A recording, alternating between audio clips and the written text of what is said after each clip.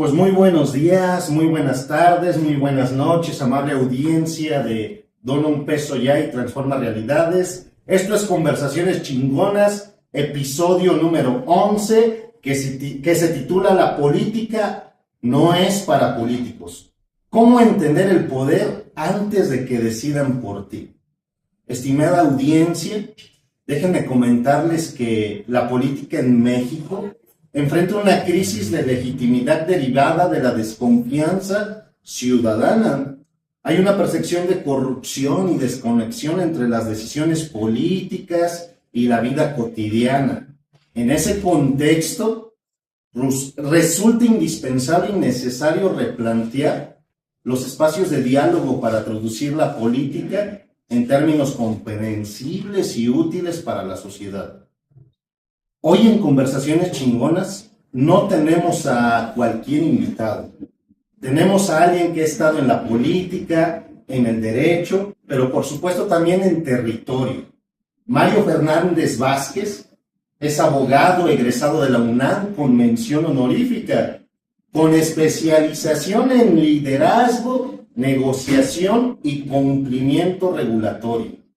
Ha trabajado en instituciones muy clave del país como la Procuraduría General de la República, el Senado y la Cámara de Diputados, además de haber sido director jurídico en Comparmex Nacional. En el ámbito académico, es importante señalar que mi amigo Mario ha sido profesor en instituciones como la UNAM, la Universidad Panamericana, y el INACIPE, e incluso llegó a ser director de una facultad de Derecho en una universidad internacional. En temas de política, Mario ha sido candidato a diputado federal por el Movimiento Ciudadano, con experiencia previa en representación ciudadana en la Ciudad de México, además de una trayectoria activa en la localidad, en territorio, particularmente en el Valle del Mezquital. Pero más allá del currículum de mi amigo Mario, hoy queremos entender algo muchísimo, muy importante. ¿Para qué sirve la política en la vida de las personas? Mario, muchas gracias por estar aquí, bienvenido. Quisiera que tuviéramos un conversatorio muy agradable desde tu experiencia y que la audiencia, en palabras bien sencillas y concretas, pueda comprender cómo es la política en realidad. Bienvenido, amigo. Y quisiera preguntarte, Mario, si mañana desaparecieran todos los partidos políticos, ¿la vida de la gente cambiaría realmente? Bueno, ese es un debate muy interesante y primero que nada agradecerte a ti, querido Ray Jiménez, y a todo tu auditorio que nos escucha, que nos ve, que va a ver este programa reproducido en tus redes sociales. ¿Cuál es la importancia de la política? Y aparte de reconocerte en la gran proyección que ya has tenido y vas a seguir teniendo con este tipo de programas, porque cumplen una función pedagógica, es decir, de educación a la gente, de ciudadanía, de información. Y con eso también se cumple un tema de derecho de acceso a información pública, en ese sentido de conocer el sentir de quienes hemos tenido algún cargo público o en su caso nos hemos empeñado en algún cargo especial de servicio a la ciudadanía. A tu pregunta en concreto, ¿qué tanto sirven o no los partidos políticos? La Constitución mexicana, el artículo anterior constitucional, dice que los partidos son entidades de interés público. ¿Qué significa eso? Que todos los ciudadanos podemos participar en esos partidos políticos. Ahora, los partidos políticos no son entes abstractos, entes donde nadie pueda participar, al contrario, todos tendríamos que estar obligados a participar en un partido político en la medida de que todo nos afecta al bien común. Es decir, si construimos una plaza comercial en un lado, o ponemos un tiradero de basura en algún sitio, o destinamos recursos públicos a construir un camino, a todos nos afecta. Y en esa medida la política es un servicio al bien común. Tomás de Aquino, un filósofo católico de la Edad Media, decía que las leyes eran la ordenación de la razón común dirigida hacia el bien común, promulgadas por la autoridad legítima, es decir, a quien tuviera a su cargo la comunidad. ¿Y eso en qué se traduce, querido Ray? Que quien tiene a su cargo la comunidad es las autoridades legítimamente electas. en nuestro sistema político, quien elige a esas autoridades es el pueblo, pero nuestra Constitución mexicana dice, en el artículo 41, dice que quien ejerce esa representación popular es el pueblo mexicano a través de los partidos políticos. De tal suerte que los partidos políticos son vehículos de acceso al poder público. Entonces, si nosotros queremos participar en política, tendremos que participar en algún partido político. Ahora bien, nuestro sistema también ahora maneja la figura de los candidatos independientes, es decir, aquellos candidatos que no tengan un partido político que los respalde. Y en ese sentido, no sería necesario contar con un partido político. Sin embargo, en la práctica, en temas de realpolitik, y haciéndolo muy sucinto el tema, sí necesitamos un partido político. ¿Por qué? Porque en un partido político coincidimos con gente que piensa como nosotros, que apoya quizás las mismas causas y sobre todo con quien congeniamos en un tema de amistad política y de ideas comunes. De tal suerte que los partidos políticos, si se quieren ver desde una postura positiva, alegre, optimista, nos ayudan a conjuntarnos con personas que piensan igual que nosotros. Si se le quiere ver el lado negativo, bueno, pues es un mal necesario que nuestra democracia estableció para acceder al poder público. Y una última reflexión de esta pregunta. Al final del día la gente vota no por el partido, y más a nivel local, sino por la persona, por el individuo. ¿Por qué? Porque el individuo es el que realmente refleja, florece, resplandece, ilumina a una comunidad. Y esa comunidad sabe quién es la persona. Mario Fernández Márquez, original de Ixmiquilpan, pudiera hacer labor política en Ixmiquilpan. Si yo no tuviera una buena imagen con la gente de Ixmiquilpan, aunque yo me postulara por el PRI, el PAN, PRD, Movimiento Ciudadano, Verde, el partido que fuera, la gente no votaría por mí. Pero resulta ser que Mario Fernández, en su trayecto político, claramente ha hecho una labor política por la gente y la ciudadanía de Ixmiquilpan. Por lo tanto, la gente reconoce esa labor. Independientemente del partido político, que en este caso es Movimiento Ciudadano, que es mi partido, el partido que represento, claramente la gente se identifica conmigo. Pero la labor política siempre es de índole individual, en el sentido de que la gente reconozca la labor real que estás haciendo por ellos. No es. Sin duda, estimado Mario, te escucho y me dejas asombrado en el sentido de que reflexiono sobre, como bien dices, que la política es una herramienta política que la gente tiene que conocer, que tiene que dominar. En ese sentido, me causa mucho ruido cuando parece ser que desde el colectivo hay mucha inconformidad, mucha contrariedad a conductas políticas que ejercen ciertos ciudadanos en cargos específicos que generan desconfianza en la gente. En ese sentido, me gustaría preguntarte, Mario, ¿en qué momento la política dejó de ser una herramienta para la gente y se volvió un sistema para sí misma que beneficia a unos cuantos? Bueno, es un tema recurrente a través de la historia de la humanidad. Recordemos que ya Sócrates, Platón se quejaban de cuál era el ideal perfecto de un político. Recordemos a Platón en la República, que decía que el gobernante ideal era el filósofo. Incluso Sócrates padeció una injusticia porque tuvo la decisión de tomar la cicuta en función de una decisión injusta que tomaron en su pueblo. Y Sócrates decía, el filósofo griego, que más vale padecer una injusticia que cometerla. Y después nuestro Señor Jesucristo, pues obviamente nos enseñó la ley del amor, es decir, el máximo sacrificio a raíz de un sacrificio justo por la humanidad, pero injusto porque la humanidad misma le puso un castigo injusto. Volviendo a tu pregunta, es decir, ¿qué tenemos que hacer como políticos en el sentido de la política sirve para algo, existe para algo? Sí, sí existe para algo. Es precisamente para cumplir los valores fundamentales del ser humano, que son 4. La justicia, la templanza, la prudencia, en este caso, para ver realmente que esas virtudes se apliquen en una sociedad. Ahora bien, ¿es labor del político que las personas cumplan sus obligaciones? Sí, porque estamos en una sociedad y esa sociedad se impone unas reglas que se imponen a través de las leyes. Y el político tiene una alta misión.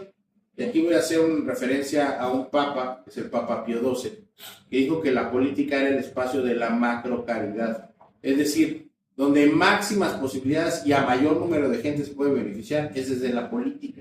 ¿Por qué? Porque es obvio, se cuentan con los recursos del Estado. ¿Por qué? Porque además se cuenta con una visibilidad pública que nos permite transmitir ideas. ¿Y por qué? Y esa es una tercera razón muy importante.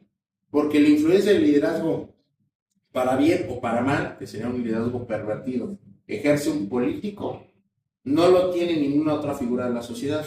Quizás en nuestras sociedades postmodernas, que ojalá podamos platicar ese tema en algún momento, ahora los artistas, los influencers, la gente, incluso gente del crimen organizado, en el caso desafortunado de nuestro país, y que es una influencia negativa sobre la conducta de las personas, lo tienen. Pero esencialmente el gobernante tiene la máxima misión que tiene una persona en esta sociedad, es dirigir los destinos de una comunidad, y esa comunidad ajustada a ciertas reglas y principios.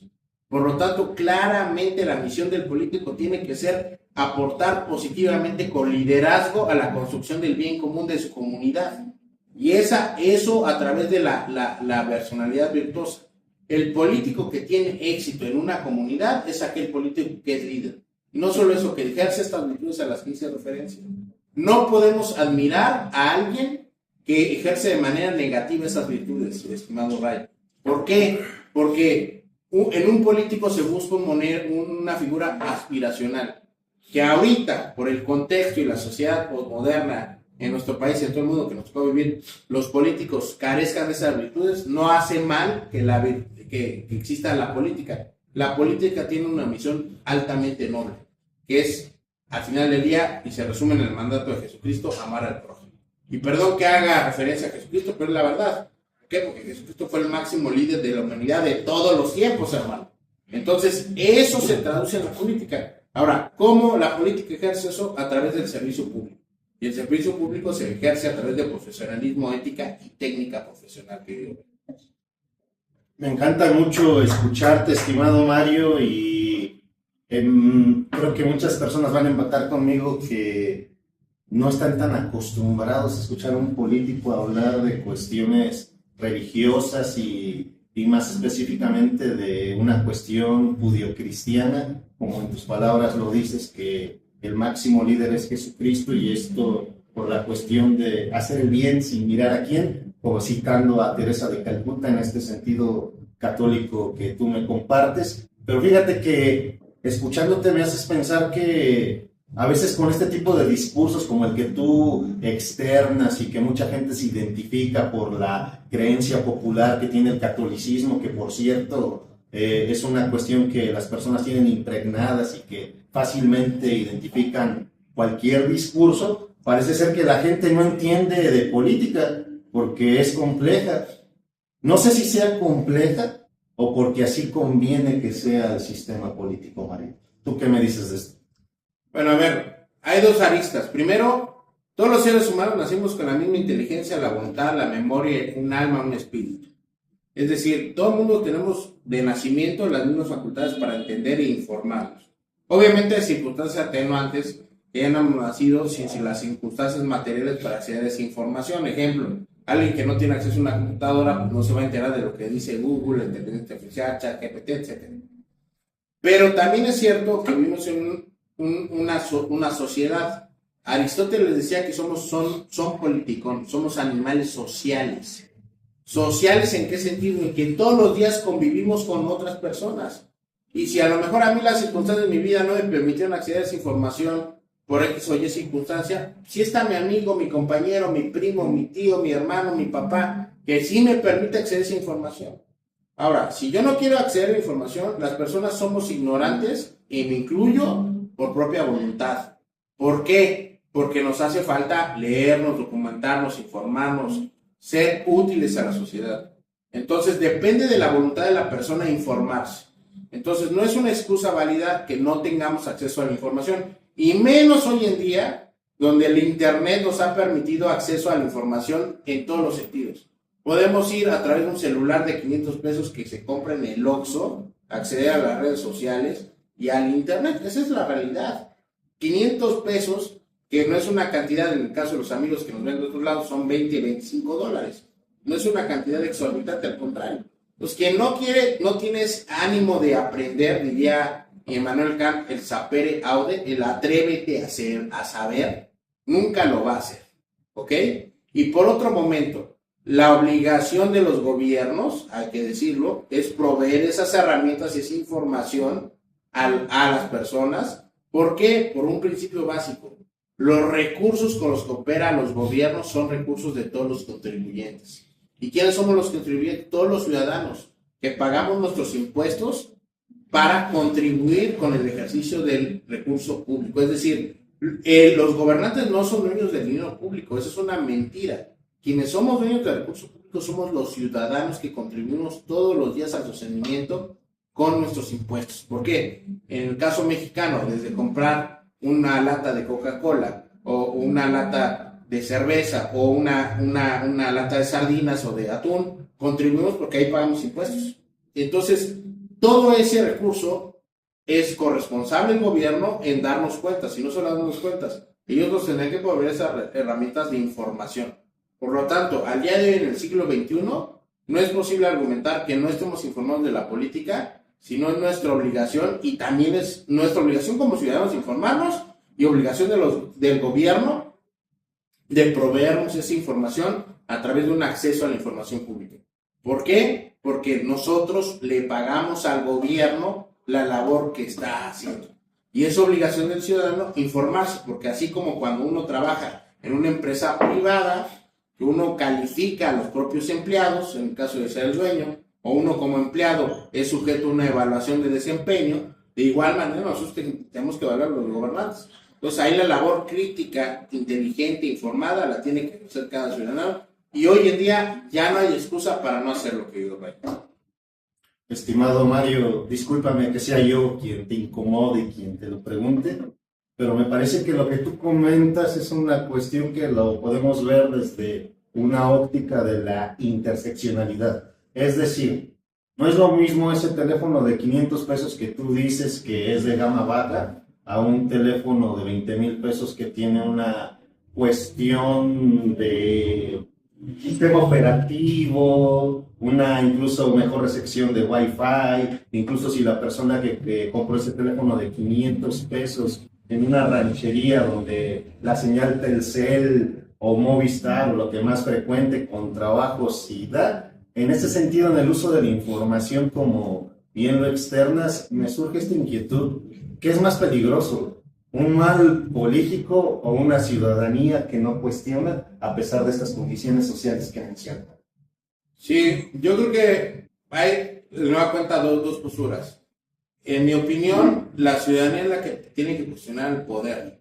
Ahora bien, eso depende de un régimen y sistema de gobierno.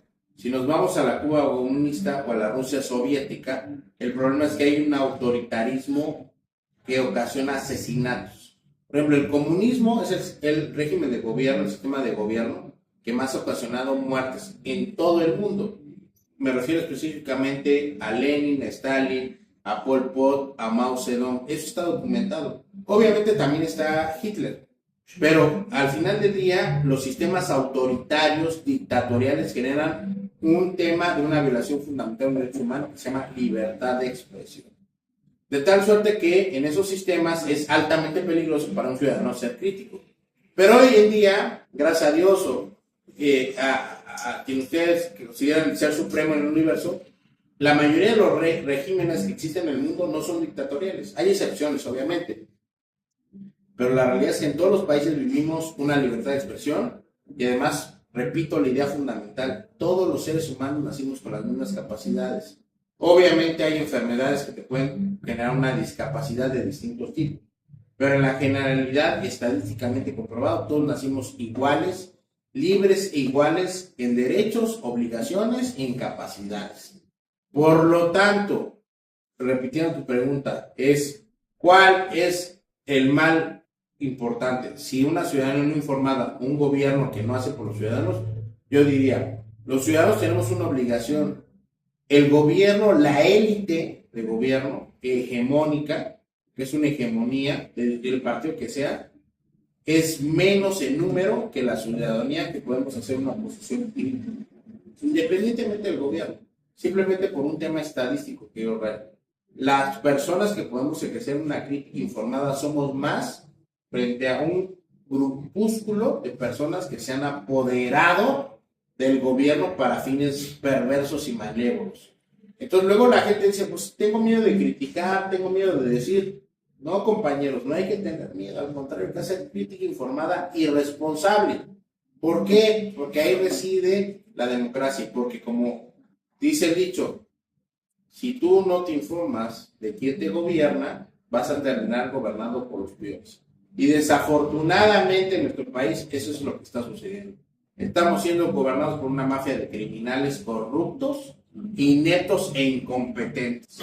Y eso es responsabilidad de los ciudadanos, porque no hemos sido lo suficientemente valientes para reclamarles con libertad, astucia y determinación que nosotros somos más. Quienes somos los dueños del gobierno somos los ciudadanos, no es la gente corrupta, incompetente y criminal. Eso hay que decirlo con todas sus letras que ven. Entonces forma parte de un tema de libertad, de democracia, de voluntad y sobre todo de valentía moral. Yo llamo a los ciudadanos a ser valientes moralmente frente a la incompetencia del gobierno en turno. Wow, estimado Mario, te escucho, me inspiras de verdad y justo recordaba ahora que dijiste, querido Kevin, yo creo que viendo a nuestro amigo que nos está haciendo favor de grabar esta entrevista, lo asocio con el episodio 106 de Regenerados, donde Kevin Bretón, a quien tengo el gusto de conocer y le abrazo al igual que a ti, te entrevistó y justo me hace sentido lo que dices y pregunto esto. ¿Cuál es el error más común que comete la gente, Mario, cuando hablamos de política? Porque ya dijiste algo que ha rompido el hielo para esta conversación chingona y que se encienda. Dinos, por favor. Bueno, tuvimos aquí un previo contigo, estimado Ray. Yo creo que hay una diferencia fundamental. Te decía hace rato que hay dos tipos de políticos, y no lo digo yo, lo dijo Max Weber, un sociólogo alemán, el más reputado en el siglo XX. Decía que hay políticos que viven de la política y hay políticos que vivimos para la política. En mi caso, yo soy abogado Mario Fernández, ejerzo mi profesión en el estado de Hidalgo, en Ixmiquilpan, en Actopan, en Zimapán, en La Misión, en Jacal, etc. Bueno, habiendo dicho eso, quienes vivimos para la política no dependemos moralmente de tener un cargo. Dependemos de la ciudadanía y la voluntad ciudadana. ¿Por qué? Porque nuestra fuente de ingresos no depende de la política. Y en mi caso personal, estimado Ray, yo no dependo de un cargo público, ¿ok? Yo llevo 6, 7 años sin un cargo público de remuneración y no me quejo, al contrario, incluso me ha ido mejor económicamente.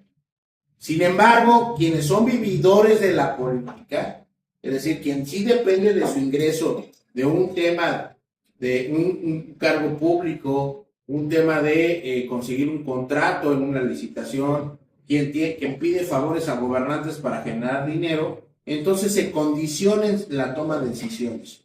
Y en ese momento vende su alma al diablo. ¿En qué sentido? Que sacrifica sus principios y convicciones a cambio de dinero. Y ese es cuando cambia la legitimidad de la política, estimado Ray.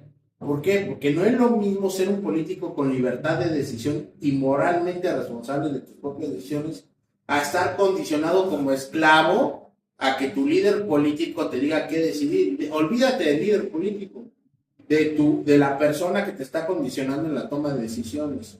¿Por qué? Porque ahí es donde se viene el condicionamiento de la política a favor de grupos de crimen organizado, a favor de mafias que no buscan siempre el bien común de la sociedad. El buen político tiene que buscarse un sustento propio. Javier Milei, el presidente de Argentina, tiene una frase muy paradigmática. Él dice que la casta política está corrupta. Y Donald Trump tiene otra frase también muy bonita. Dice que hay que drenar el pantano de Washington. Es decir, gente que ha vivido año tras año, tras año, tras año de la política, es decir, del sueldo público, pero ojalá hubieran hecho cosas buenas. Obviamente han drenado la sociedad a tal grado que la han degradado. Lo que hay que buscar aquí es vivir la libertad política. Es decir, que los mejores ciudadanos a través de una meritocracia seamos los que lleguemos al cargo público. Profesores, campesinos, empresarios, abogados, arquitectos, literatos, poetas, quien quiera acceder a un cargo público, siempre y cuando a través del mérito sea la mejor persona capacitada para ejercerlo. Porque ahorita están llegando los ineptos, los corruptos y los criminales y no lo podemos permitir. El silencio es cómplice de esa gente, querido Ray. Oye, Mario, te escucho y justo me viene a la mente que desde tu experiencia como abogado y con esta aspiración política que siempre has tenido y el bien que has hecho a la sociedad, dinos la verdad a la gente. ¿Tú crees que la ley realmente protege a todos por igual o solo a los que tienen más dinero? Por ejemplo, no es lo mismo que vaya una persona, mujer indígena, a denunciar un secuestro a la fiscalía que una persona apoderada, con dinero, con abolango, dirían algunos, que le llamen quizás al gobernador, al secretario de seguridad, que activen todo un mecanismo de búsqueda y rescate para el mismo caso. Desde tu experiencia entonces como abogado, ¿realmente la ley protege a todos por igual, Mario? A ver, te voy a contestar desde dos ópticas. La primera óptica es de un mundo ideal, el mundo idealista. Sí, la ley somos libres iguales ante la ley, un principio de igualdad ante la ley. Todos los ciudadanos tenemos los mismos derechos y obligaciones. Sin embargo, la ley no opera en un vacío, opera con circunstancias humanas, con gente que tiene necesidades económicas, sociales, políticas, humanas. Y por otro lado, el sistema de justicia, el aparato de justicia opera con recursos materiales, con dinero, con personas, con nóminas, con impuestos. Por lo tanto, el acceso a la justicia, en teoría que tendría que ser igual para todos, no es igual para todos. ¿Por qué? Te voy a contar aquí el estado de Hidalgo. Aquí cuando atiendes un asunto en Zimapán, en Tujilpan, en Jacala, en Huejutla, en Apan, Pachuca, se atiende en un solo juicio. Tú sabes cuál es el trabajo y el recurso que tiene que hacer una persona para trasladarse de una comunidad a otra. Por ejemplo, aquí nos acompaña nuestro amigo José Damasceno, que fue regidor en Santiago Anaya, próximo presidente municipal. Por cierto, voy a hacer aquí un anuncio de su municipio. De Santiago Anaya a Pachuca tardamos más o menos 1 hora, por ejemplo.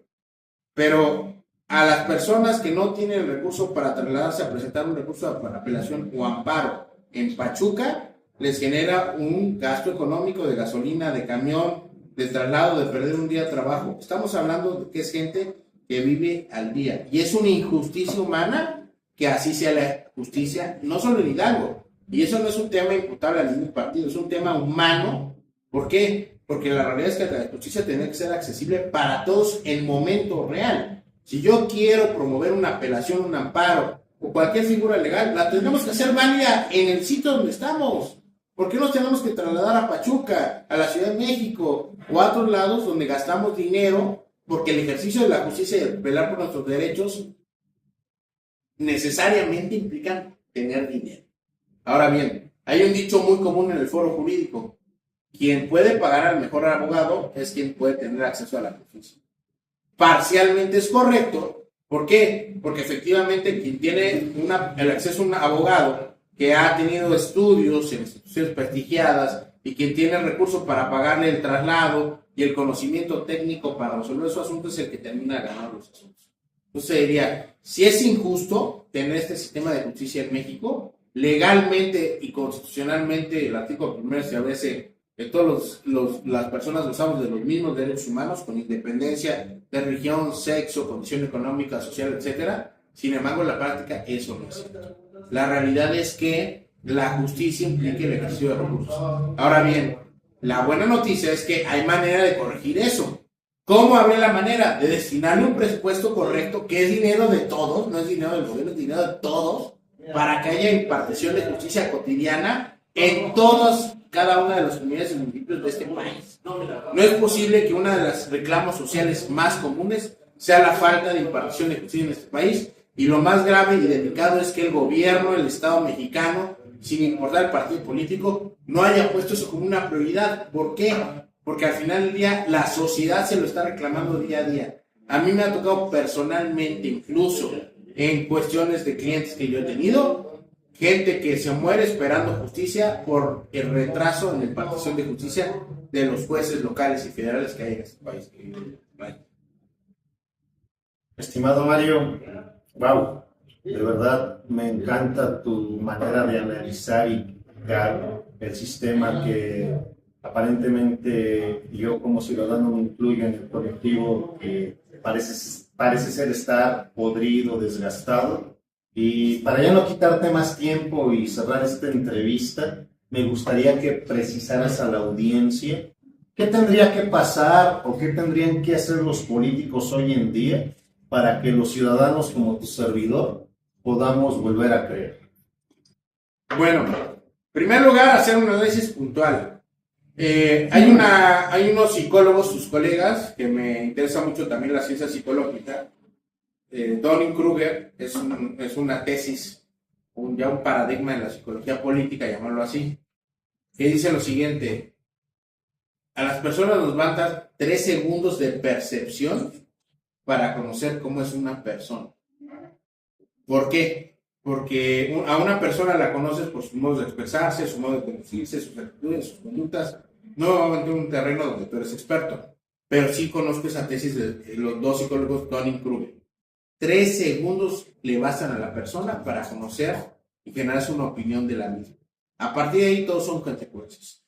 Habiendo dicho eso, yo creo que todos los ciudadanos tienen que ejercer un análisis racional, conductual, emocional de lo que es un político. Que realmente vean, analicen trayectorias, conductas, personalidad, antecedentes, en todos los sentidos, familiares, sociales, políticos, empresariales, legales, profesionales, toda la conducta que implica un ser humano.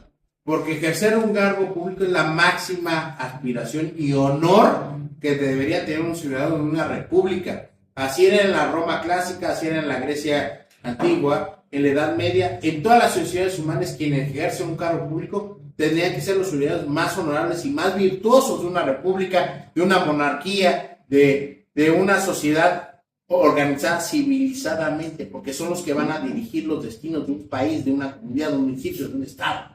Entonces, si sus valores de los ciudadanos, en este caso, son elegir a criminales corruptos, ineptos, pues esos son los valores de la sociedad. Y quienes no somos así, pues no vamos a tener acceso al cargo público. Pero quienes hemos hecho el esfuerzo de estudiar, prepararnos, ser gente decente, vivir con ingresos razonables, aunque no seamos millonarios, porque no pretendemos sacrificar nuestra liderazgo ni nuestra voluntad personal a cambio de obtener ingresos ilícitos, entonces el destino de la sociedad va a ser ese. No nos quejemos, como ahorita está sucediendo desafortunadamente, sin calificar a partidos, que los ciudadanos más corruptos, ineptos, incompetentes estén gobernando, porque ese es un reflejo de la sociedad. Los presidentes no nacen de la nada, nacen de la misma sociedad. Y es un reflejo porque la sociedad es así. Entonces, lo que tenemos que vencer es la barrera cultural, o como dirían las feministas, romper techos de cristal para efectos de ¿qué? De que la gente virtuosa, competente, que ha hecho lo propio para acceder a un cargo público, esté en esos puestos. Entonces, la mejor calificación del gobernante electo es la propia sociedad, porque el gobernante electo es el reflejo de los vicios, las pasiones y las virtudes de un ciudadano. Entonces, los ciudadanos que eligen a gobernantes corruptos, ineptos, es que porque ellos son así. Punto. Y es un ejercicio de autocrítica personal. Entonces, no nos engañemos, Ray. Escojamos a las mejores personas. Y si escogemos a criminales corruptos, incompetentes, es porque somos así. Y no hay que engañarnos. Es un tema de real politics. Porque las urnas reflejan la realidad de lo que es una sociedad. Para cerrar, te escucho y me recuerdas a lo que Sigmund Freud decía, que la masa no piensa, actúa. Y lamentablemente desde este contraste, desde una elección popular, la masa actúa desde discursos prefabricados específicamente para el control de las masas y que nos siguen replicando este sistema de injusticia, de podredumbre, de desarraigo social que vemos a diario. Pero me encanta entrevistar personas chingonas como tú, Mario, porque hoy entendimos algo bien clave. La política no es algo lejano, es algo que está decidiendo por nosotros todos los días. Y para la audiencia y para cerrar, les dejo esta pregunta. La pregunta no es si te interesa la política. La pregunta es, ¿vas a atenderla o vas a dejar que alguien más decida por ti? Excelente tarde tengan todos ustedes, amable audiencia de Conversaciones Chingonas. Este fue el episodio número 11 con Mario Márquez. Muchísimas gracias. Estamos a sus órdenes. Gracias, hasta luego.